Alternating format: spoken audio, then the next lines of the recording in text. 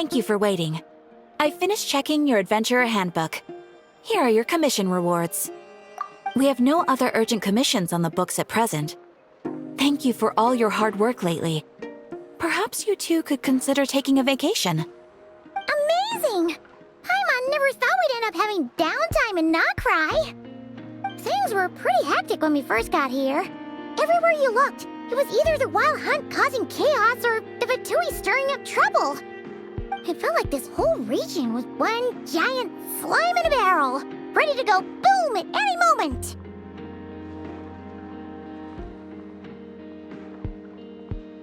Sure have. Things were looking pretty dicey, but in the end, we managed to turn it around. Whoa! Paimon just got deja vu! Oh, that's right. It's because we've done this like a million times now. Ah, yes. Are you two aware that the Moon Prayer Night is soon to take place? Oh, yeah! Llama told us that was coming up soon. Wait, why do you mention it, though? Do people in Nasha Town celebrate it, too? Paimon thought it was just for Moon Goddess worshippers. You're partially right. Most people in Nasha Town just see the festival as an opportunity to do business. They do not concern themselves with the religious element. The festival was first celebrated by the Frost Moon Scions. On this day, they would wear moon prayer blossoms and celebrate the birth of the Moon Goddess through song and dance. They would also prepare food and handicrafts and give them as gifts to others. Over time, it became Nodcry's most lively festival. Oh, sounds like fun! Great! Well, in the meantime, since Catherine doesn't have any commissions for us, let's focus on some personal business instead. When we first got here, you mentioned that this was where your spaceship landed? We didn't get to follow up on it at the time, because we got wrapped up in that whole rare situation, but now we can finally start investigating it properly. Well, there's a saying Paimon's heard around these parts, which goes, if you lift up a rock, you'll find something you weren't looking for. By that logic, you'll never find what you're looking for while you're searching, but the moment you stop looking, it'll jump right out at you. Could be worth a try though, right? Anyway, Paimon suggests we focus on other stuff we want to do for now, and just keep an ear out for spaceship-related intel as we go.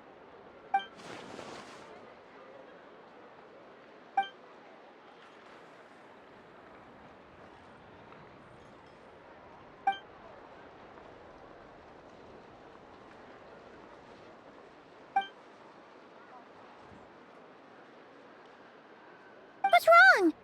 You look super serious all of a sudden. Huh? Paimon gets why you'd be concerned about Columbina, but what does the doctor have to do with anything?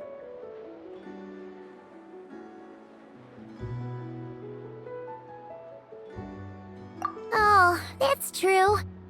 And now that you mention it, we're definitely overdue for a showdown with the Fatui. It is weird that he hasn't shown himself this whole time. What could he be up to?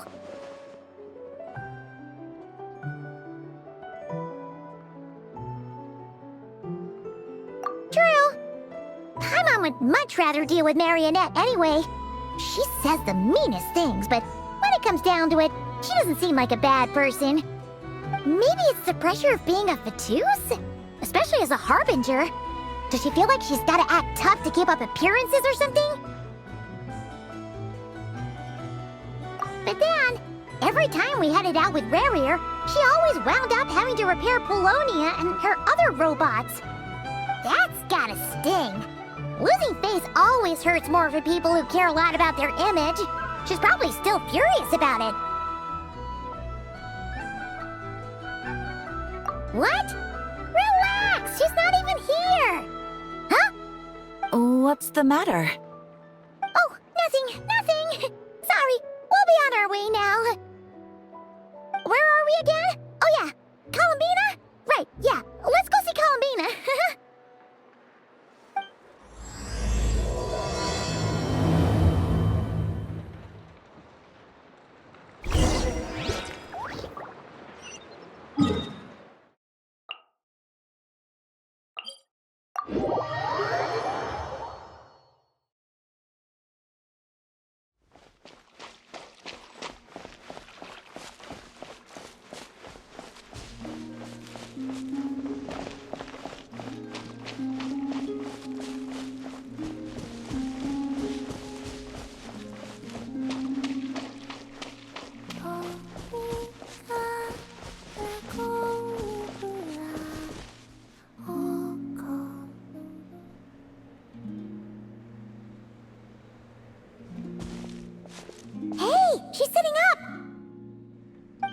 sitting here a rare sight? No, we just thought you'd be resting. Perhaps I would have been, were it not for the sudden arrival of some unexpected guests. Not that I consider it a disturbance. After all, you are the only ones who are free to enter. Would it not be a little unfriendly of me to lie down while we speak? I didn't realize you put so much thought into little things like that.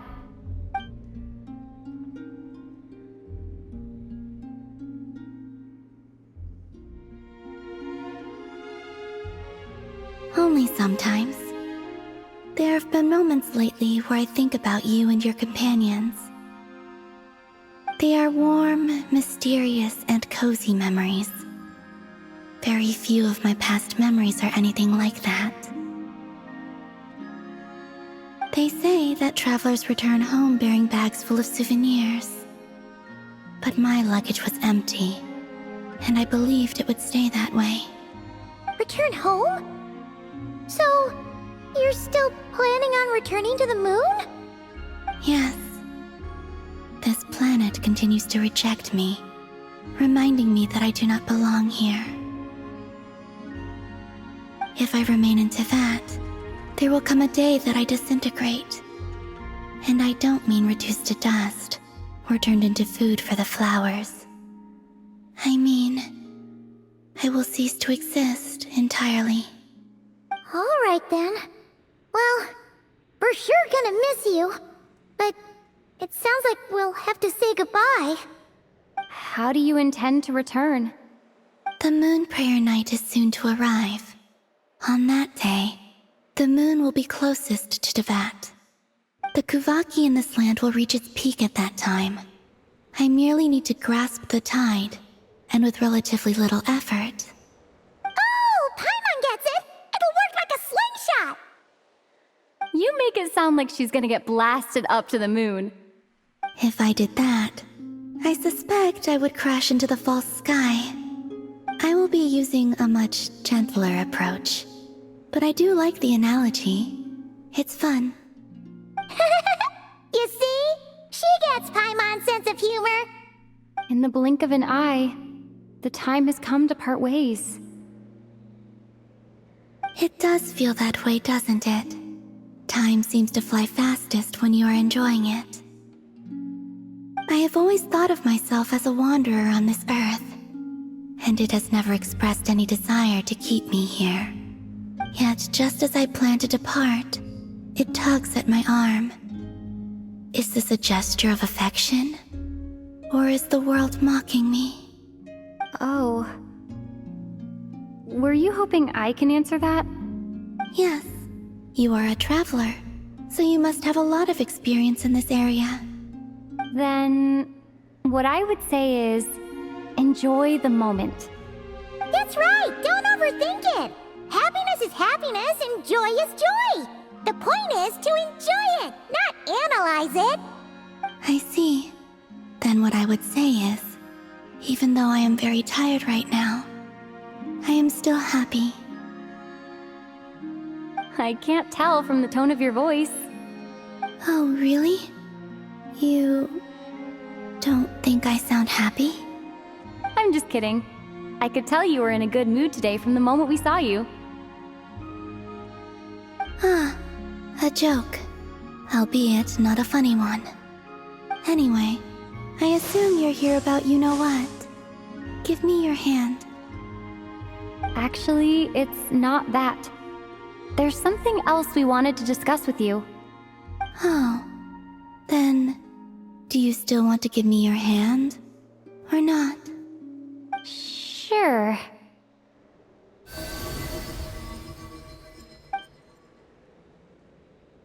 Thank you. So, I've heard that in the moon prayer nights of the past, people here would hold celebrations in the moon goddess's honor. Since you helped so much in our fight against the Reihir of Solnari, I think you deserve a farewell party before you return home. I haven't asked everyone else for their opinions on this yet, but I'd like to invite you to join the upcoming moon prayer night. I've never joined a moon prayer night before. I'm not sure what I would even do. Oh, don't worry about that! We take care of everything. All you need to do is show up. Of course, there's no need to force it if you're not feeling strong enough. It's just, this kind of felt like a golden opportunity. But they call me Kutar, and the Fatui have an arrest warrant out for me. I shouldn't appear in public right now.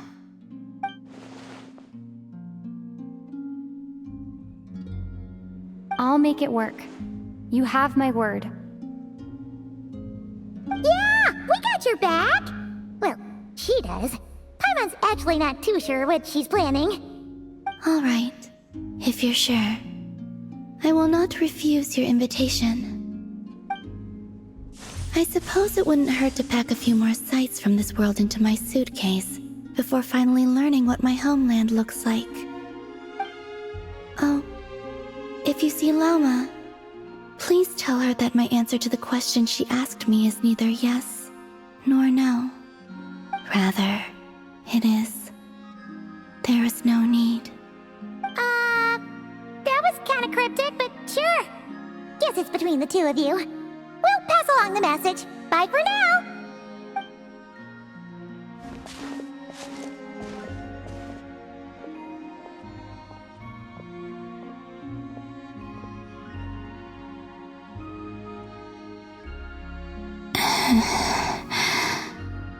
And also, I do not know.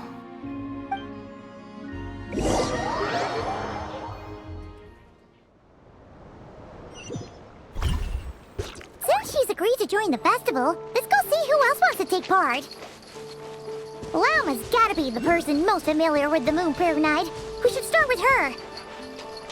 Also, what exactly is your plan to keep her safe? Not sure yet. I'll figure something out. What? Are you serious? And Paimon even gave you her vote of confidence back there. When did you become so sneaky?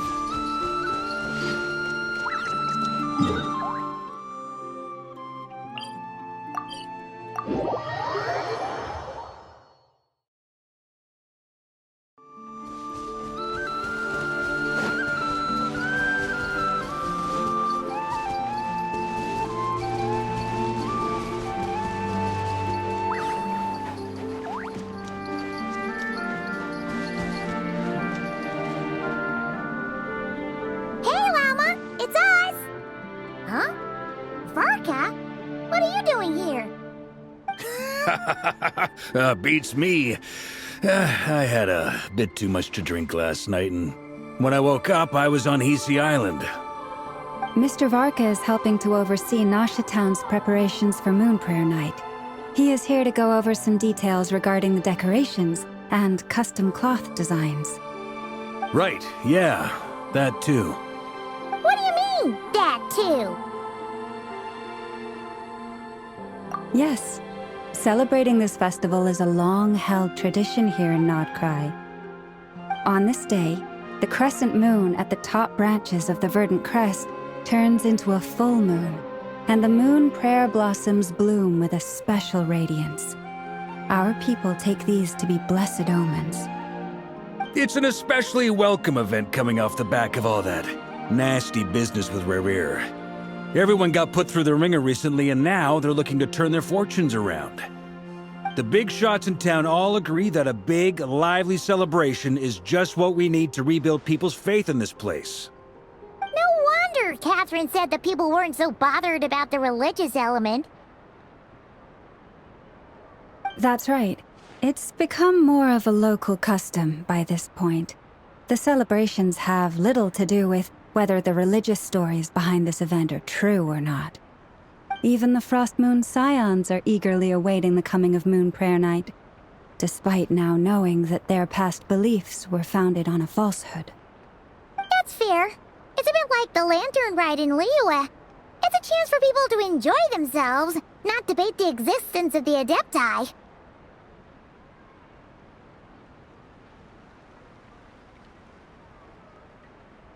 Oh, one other thing! We just went to see Columbina. We went ahead and invited her to take part in the festival this time. Hope it's okay. Wait, so... You mean she agreed to it? Huh. That's quite a surprise. Then I suppose that she intends to return to the moon on that day. Oh, yeah! It's kind of a complicated process, but basically, it's like a slingshot. I understand. In truth, I had a feeling that she might make such a decision. Well, if Kuthar has decided to participate in the festival, we should prepare accordingly. Yeah, exactly. She was saying how it could be risky for her to show her face in public. We were wondering if there was any way we could hide her.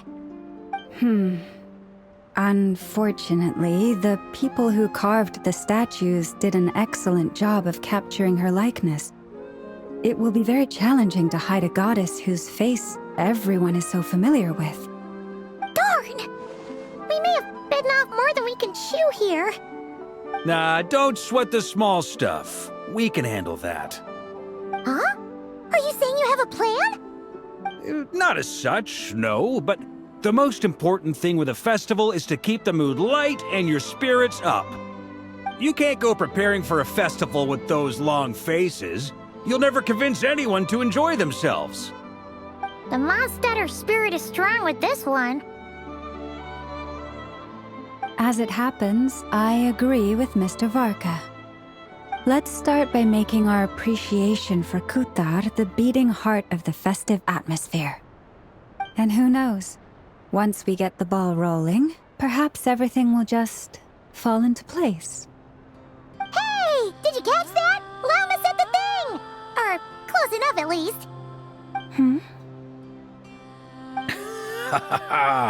I'm looking forward to the Moon Prayer Night already. We have a festival in Mondstadt called Windbloom, and you can always tell which couples are celebrating it for their first time by the smiles on their faces.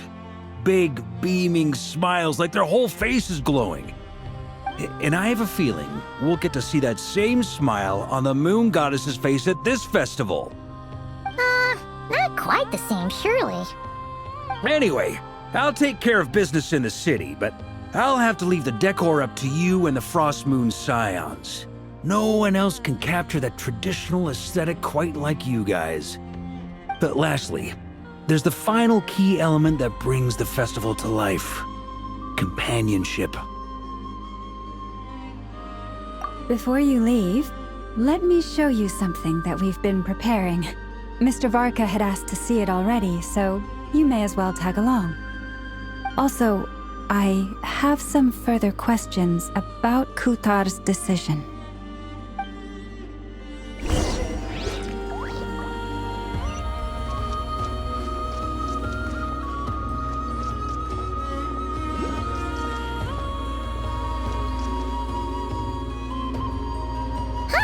What's this? They sure look like they're having fun.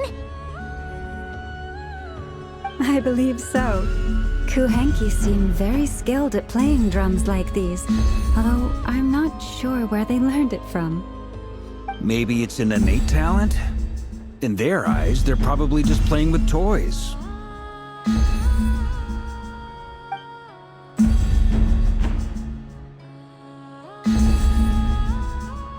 Wanatar! You want to play too?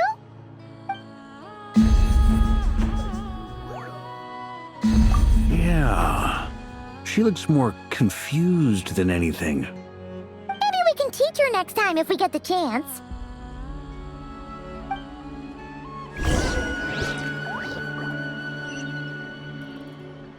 What are these floaty things? Moon veils. We hang them from buildings in the city during the festival.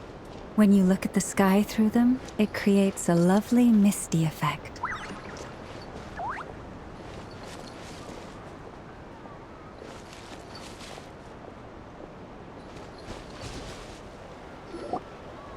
Everyone seems hard at work. They are preparing items for Moon Prayer Night. For instance, the sculpture being made over here, Mr. Varka and I were just finalizing the details of where it will be placed. Ah, there she is. I didn't know the finished article would be so large. Not to worry, though. All the necessary arrangements have been made. Just let me know once it's ready, and I'll get some people to ship it over. You have my thanks. And over here, we are preparing a very traditional confection. Oh, look at all these colors! It looks great! Can Paimon try one? Of course. I have a feeling you'll like it a lot. You bet! Sweets and treats are Paimon's favorite! If you included those in the Feast of the Moon, I bet Paimon would have joined the Frost Moon Scions by now. There will also be verdant crests like this present in Nasha Town during the festival.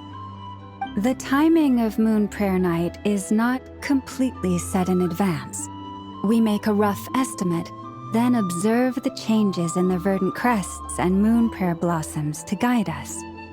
As such, the wait itself is a fun feature of this particular festival.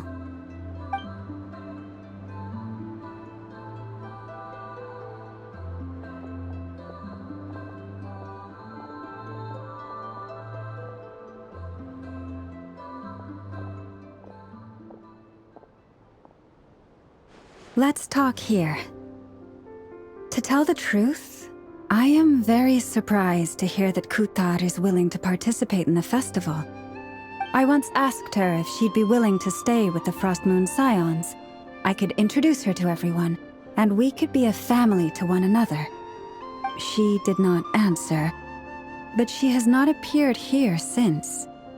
I took this to mean her answer was no, but if that were the case, she would not have accepted this invitation.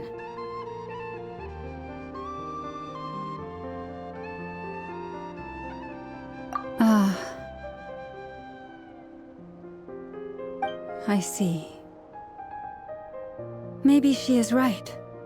Maybe the Frost Moon Scions of today no longer need a moon goddess.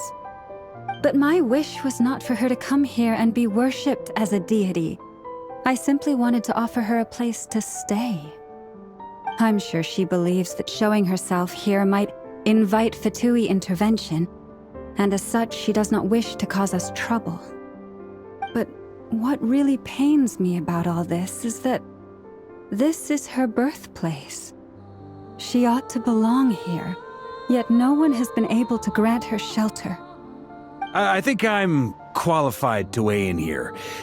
When someone's about to depart on a long trip, what they need is blessings, not burdens. We should wish her the best, not make the journey harder than it already is. Anyway, she's agreed to attend, hasn't she? All we need to do is simply respect her decision. I see your point. Yes, she will soon depart after all. Our job is to leave her with some happy memories. Besides, who's to say her journey to the moon is a one-way trip? It's not like she can't come back and visit if she wants, right? Paimon agrees wholeheartedly. Festivals are all about having fun, so let's keep it simple. All right, I'm gonna head back to Nasha Town soon. Want to come with? I'm guessing you have some other folks to visit there. Sure thing, let's go! Bye for now, Wilma! Thank you all. Goodbye.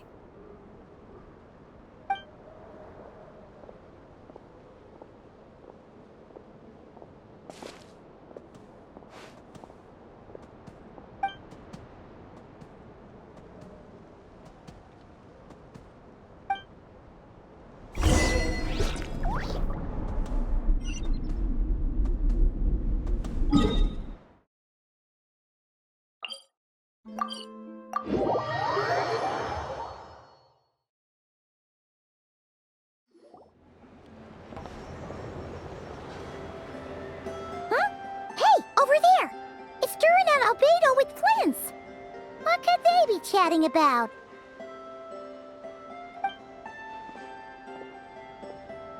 Your guess is as good as mine.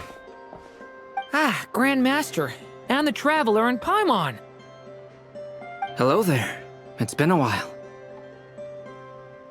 Perfect. We have some new volunteers for our investigation. Wait, let me guess.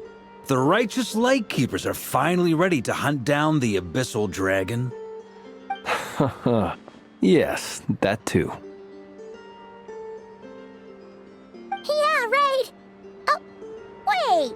Why does everyone keep saying that too? Well, to be precise, the facts match, but not the causality. Wait, so I guessed right? Half right. Don't act so impressed with yourself. Maybe I can explain. We ran into Mr. Flint's north of Nosha Town. At that time, we just noticed a few abyssal creatures out in the wild, but the strange thing was, I didn't detect any traces of abyssal energy on them at all. On closer inspection, we realized that they were not real monsters, but something akin to reflections in the water, or perhaps a mirage. Huh? What do you mean? Like, you could see them but not touch them? Exactly. It was very peculiar. They roared and tried to attack us, but we could not make any physical contact with them. I think I've heard of things like that happening in Nocturne before, but I don't know much about it. Yes, it's a known phenomenon. Mirage-like illusions tend to appear in Nocturne in the run-up to Moonprayer Night. From a distance, they appear quite real. I myself thought that Misters Durin and Albedo were locked in battle with abyssal monsters when I first arrived. But after sharing intel and investigating a little further, we can confirm that these illusions are harmless. There is no great cause for concern. All the Mirage stories I've heard are either animals, rocks, or small houses. Abyssal monsters, though? That's a first. It's a first for me, too. So I'm planning to look into it further just to be on the safe side. I intend to inspect a few more locations. What about you two? Any plans? Alice contacted me a few days ago. She'd like me and Durin to assist her with an experiment. But we lost contact shortly after receiving the message. I'm sure that comes as no surprise to anyone familiar with her. We don't know when the wind will blow, yet when the wind blows, we will know. That, in a nutshell, describes how Alice operates. Yeah, that tracks. Okay. Well, I suggest we investigate this Mirage business in the meantime. It's piqued my curiosity, and I'm pretty sure I know someone who will already be 10 steps ahead of us. Well said. Right? Whatever's happening in Nocturne, she always seems to be the first one to know. Let's go see what she knows. We can invite her and her staff to the festival while we're at it.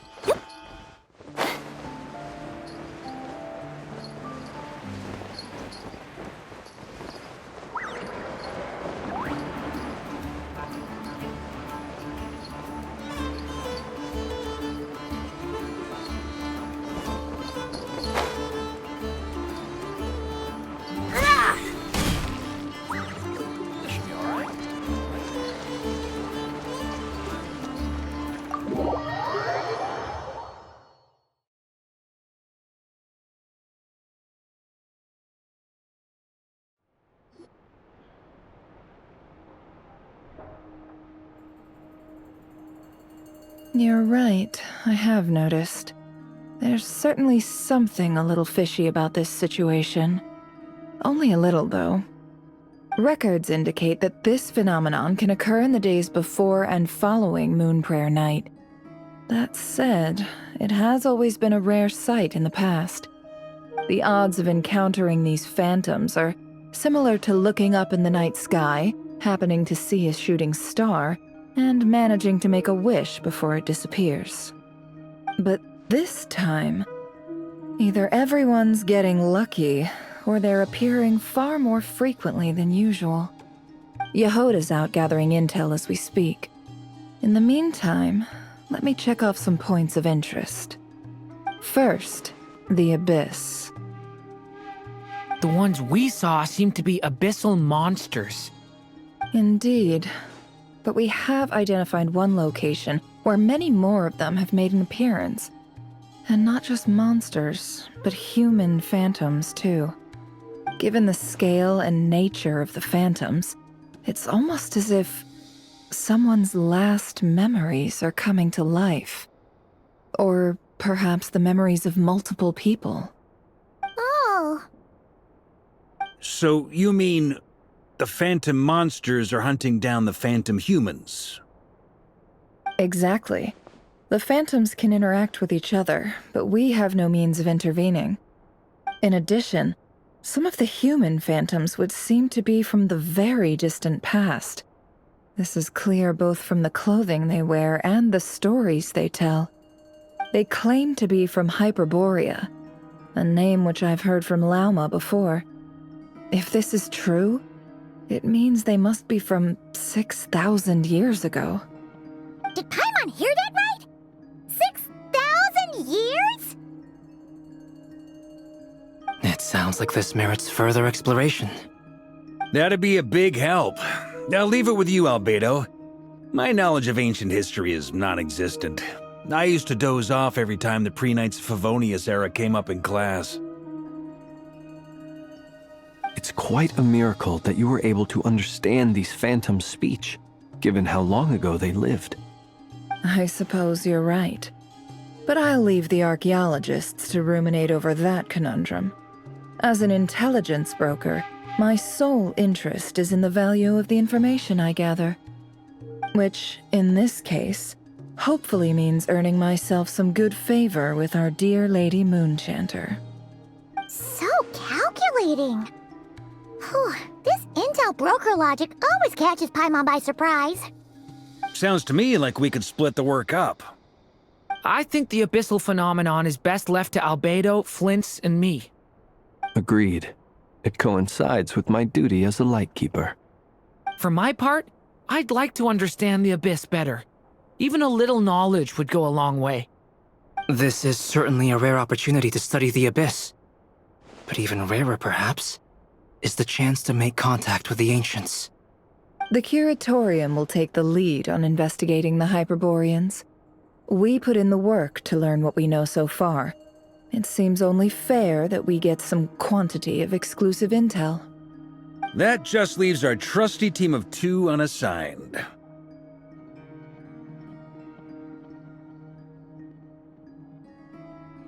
Since you became an honorary knight, of course.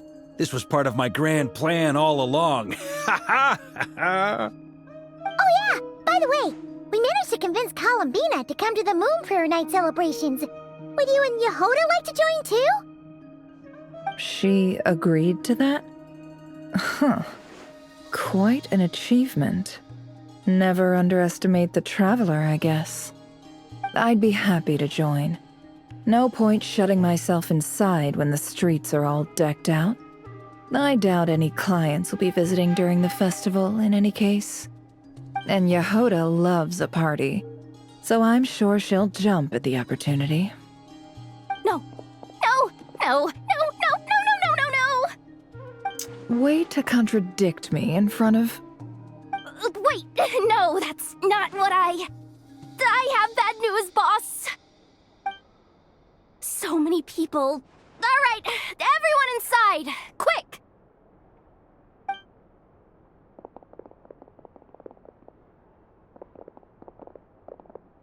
This is gonna sound crazy, but hear me out. I saw one of those phantoms at Star Sand Shoal, and it was some sort of flying ship. Like a spaceship? That's gotta be the one you came to Teyvat in. You said you saw the same thing through the moon marrow, right? Huh? You already know about it? Ugh, I thought I was gonna blow people's minds. Turns out I'm the last to find out.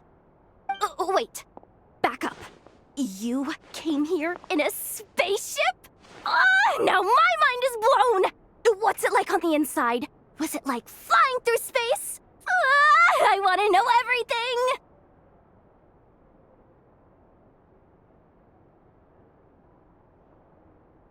Yep, exactly. Huge discovery. You're the best. Second best intel broker in the world. After your boss, of course. Wow. Really? Well, I don't know if I'm all that, but... I guess that decides where we're heading next. Come on, don't look at me like that. I know the spaceship doesn't have anything to do with me, but you don't want to leave me as the only one twiddling my thumbs, do you? Please? Fair enough. You can tag along. In that case, let's meet back here to discuss our findings once we're done. I wish everyone a productive investigation. You too.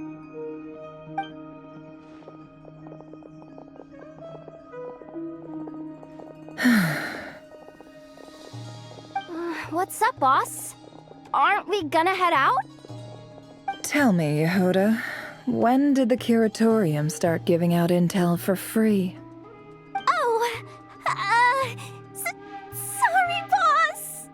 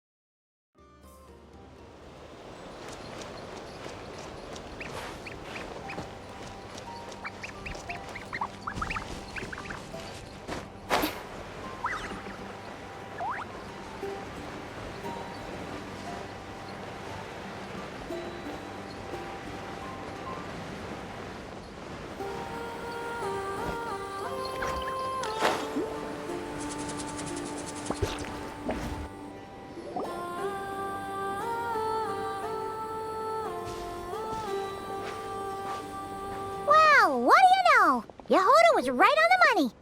This Phantom really is your spaceship. But that's so weird.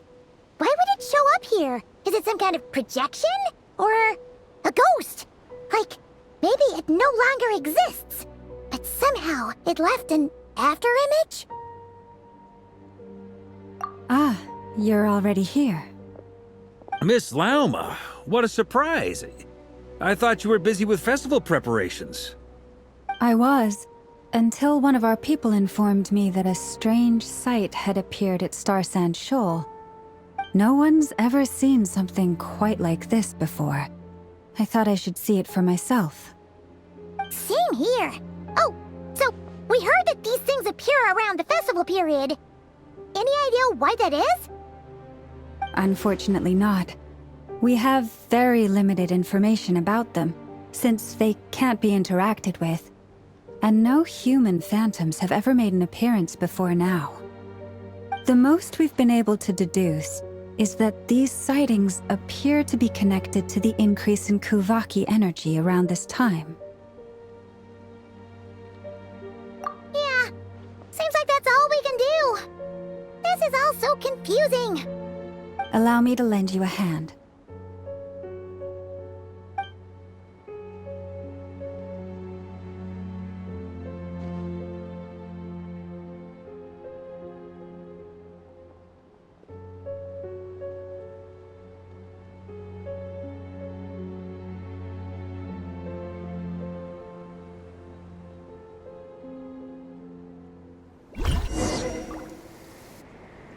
Everyone, our friend here should be able to provide us with some information. Is that a phantom rhyme horn deer? I've heard about how the Frost Moon Scions live in harmony with the animals and can even communicate with them. That's coming in handy now, for sure. Okay. Yes, I understand. Then how about this?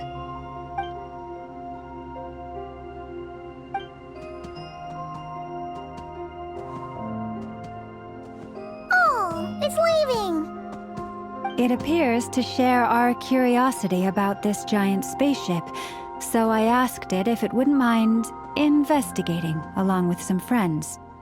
In return, I told it about some nearby spots where the wild fruit grows abundantly.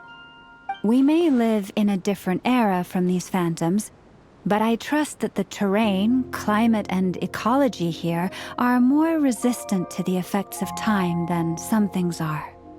Let's give them a moment and hope for the best.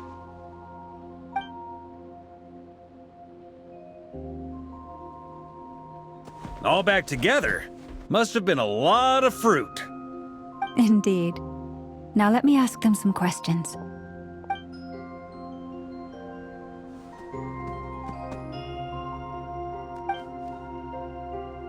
It did find a lot of wild fruit, enough for them to feast for a long while. This puffin circled in the air several times, but didn't spot anything out of the ordinary. Certainly nothing to do with the spaceship. Huh.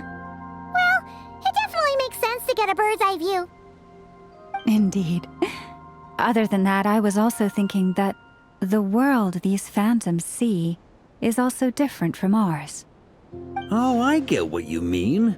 The wild fruit exists in both times and spaces, but there might also be things that only exist in that space-time, which we can't see.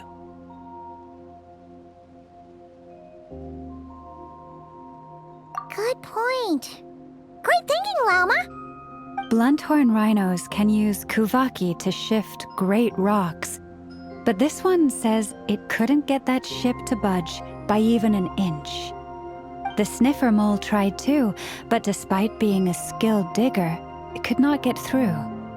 They say that the spaceship looks robust and undamaged. It seems completely impervious to any and all attacks.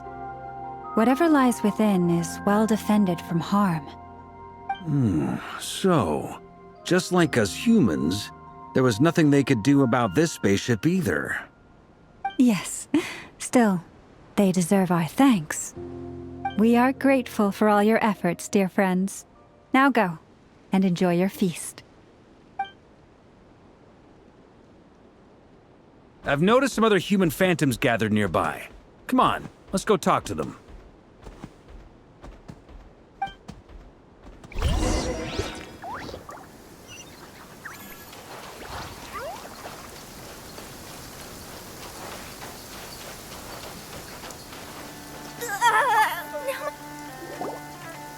What is this thing?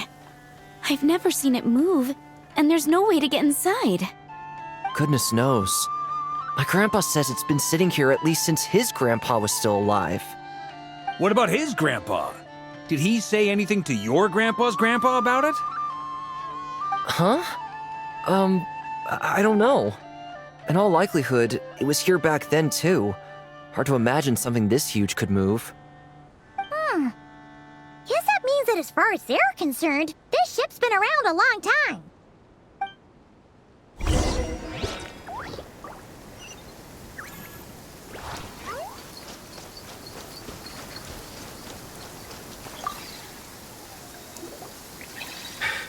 Come on, brothers. If we can get even a small chunk off of this thing, it's gotta be worth a fortune. Today is the day we strike it rich. Huh? You mean Paimon? Yes, brother, I shall join you. Let's make our fortune. We should go with them. What the? This thing is crazy tough. I can't even scratch it. What's it made of?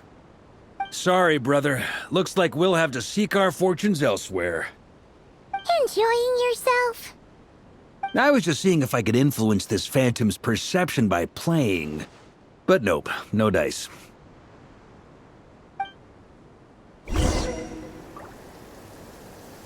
I'm sure we're all starting to build up an idea of what's going on here now that we've spoken to some of the people. These phantoms are reenacting real historical events in Nodcry. It's almost like we're in some kind of interactive stage play. We can talk to the actors, but the plot is fixed, and we can't influence it. It makes sense. History is set in stone. The objective facts of the past cannot be changed. Paimon totally thought you were just goofing around earlier. But actually, you were doing some serious investigating. Of course I was. Anyway, at this point, I think we're forced to conclude that although the Phantom spaceship is right there in front of us, we aren't going to learn much about it from these people.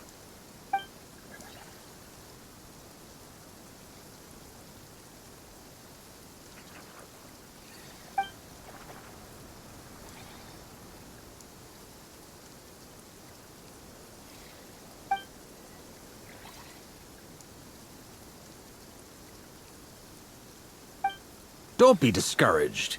If nothing else, this is proof of the ship's existence. And think about it. So many people tried to hack their way inside, but no one could get the door open. It's made of very tough material. To me, that says that we'll either find the ship itself or the story behind it. It's just a matter of time. Huh. Every now and then, when Varka gets serious, he actually does seem like Grandmaster material for once. I wonder how the others are doing. Let's head back for now. Sounds good. Also, drinks are on me if Team Knights of Favonius is the first to finish. Wait, we have a team name now? Am I in Team Knights of Favonius as well? You're very welcome to join. We've even got a cathedral ready for you. Isn't that technically blasphemy? You wouldn't dare make a joke like that if Barbados was in earshot. Nah, I'm sure Barbados doesn't mind a little harmless blasphemy once in a while.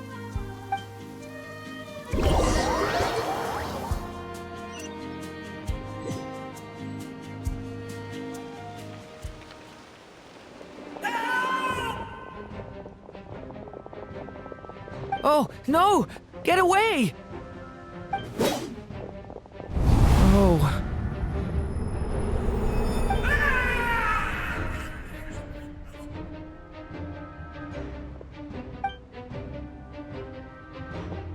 I know it's hard to stomach, Mr. Duran. But as I'm sure you've noticed, there is nothing we can do to intervene in that which unfolds before us. But we have to at least try. And try you have. But are you aware of how many unsuccessful attempts you've made now? I wasn't keeping count. I'm afraid this is the 39th failure so far. Or the 5th if we're only counting this particular victim. There are no indications that these phantoms may be altered in any way. You seem to have calmed down a little. I'll make us a fire. You should rest and have some water. Feeling any better now, Mr. Duran? May I ask a few questions? Be my guest. What exactly are we witnessing here? What happened to those people? My guess would be that we are seeing Nodcry during the Conrian Cataclysm. Would that be accurate? Conria. That is correct. As you know, once the Abyss senses even the tiniest crack, it floods in and spreads like wildfire. There was a time in the distant past when it permeated all of Nodcry, causing immeasurable harm. The people paid a terrible price to heal this land. Then, 500 years ago, the whole of Teyvat suffered an abyssal disaster. Once more, Nodcry was dealt a devastating blow. I see.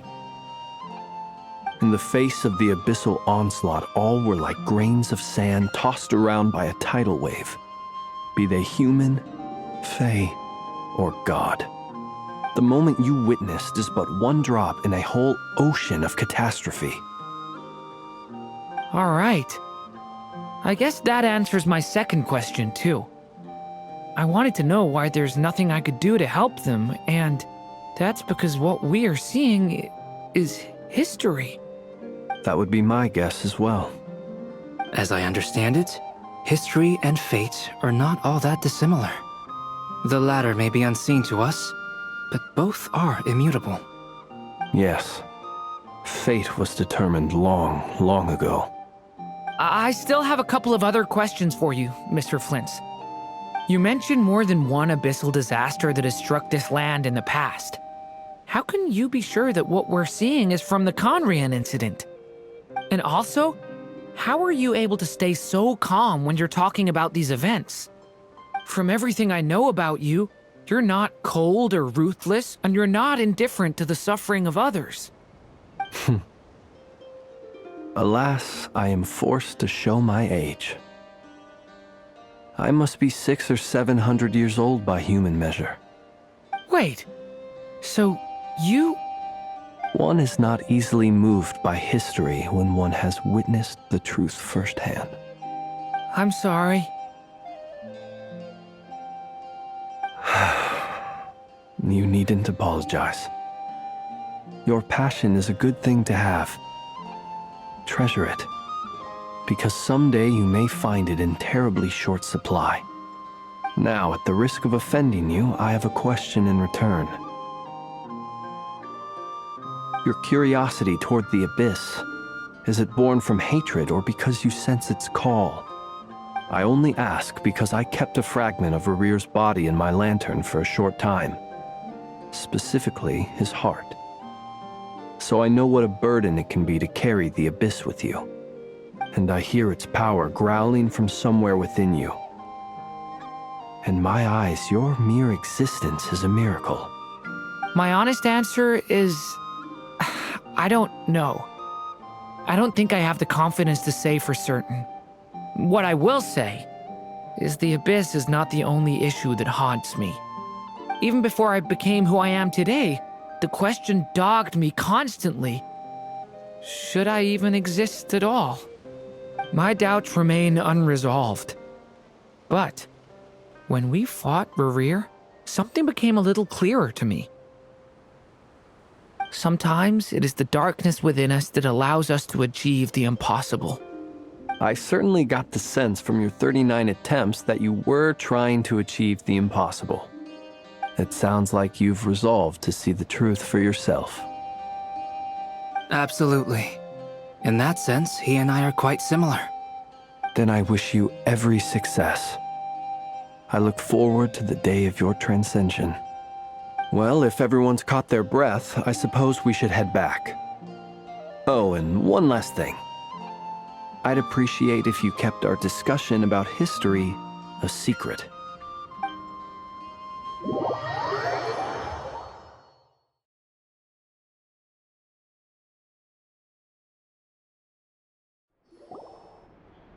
Incredibly, our separate investigations led us all to the same conclusion. Hooray for consensus! Yeah, but we barely learned anything, though. I totally thought this would be the mother lode. Talking with the ancients?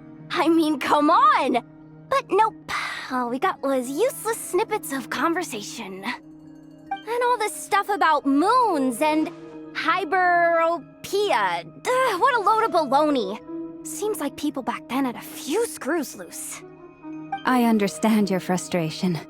We found the same issue. Each phantom only showed a very brief moment in time. There isn't much value to be found in these miscellaneous fragments of a civilization's history, no matter how glorious it may have been. If there's a silver lining, it's that these phantoms are harmless to the present reality. They shouldn't get in the way of the festivities. Paimon agrees. And not just because it's the first thing she understood in this whole conversation. You look disappointed, Nefer. Is something the matter? What do you think? We all worked our tails off, but the only one to gain anything from it was you, Lady Moonjanter. Well, please do share the Hyperborean records with me. I will gladly inscribe them in our people's documents. Oh, duh! Yeah! That was it! Hyperborea! Hyperborea. I'm serious. Only an expert in the Frostmoon Scions and their history can turn these records into valuable research material. The alternative is to let them gather dust on the Curatorium's storage shelves until the pages turn yellow. Nefer, you're wise enough to know that cooperating and sharing the profits is the best course of action here. Well, that goes without saying. Sure, let's do that. Huh? But didn't you say we aren't supposed to give out intel for free? Sorry. Shutting up. Shutting up. Now is not a good time to push Nefer's buttons.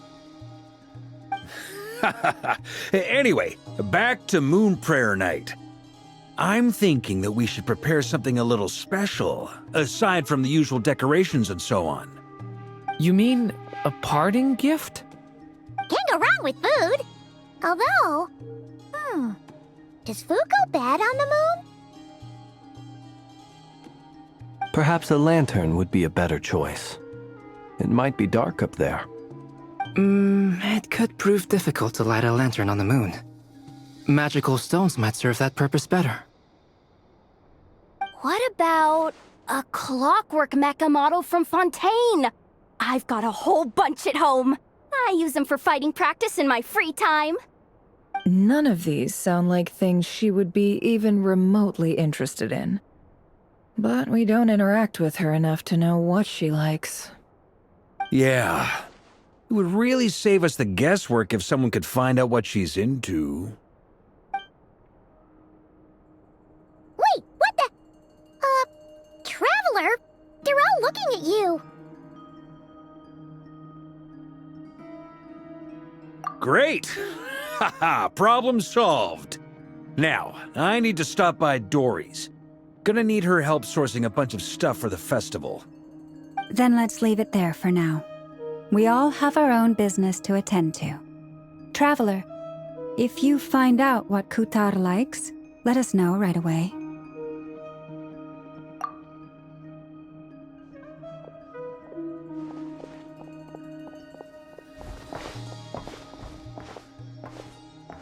Is something the matter?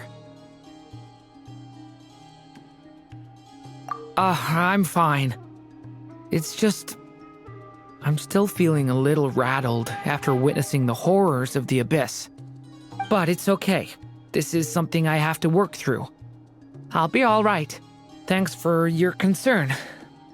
Well, don't put too much pressure on yourself. If you ever feel like something's wrong, physically or mentally, we're here to talk.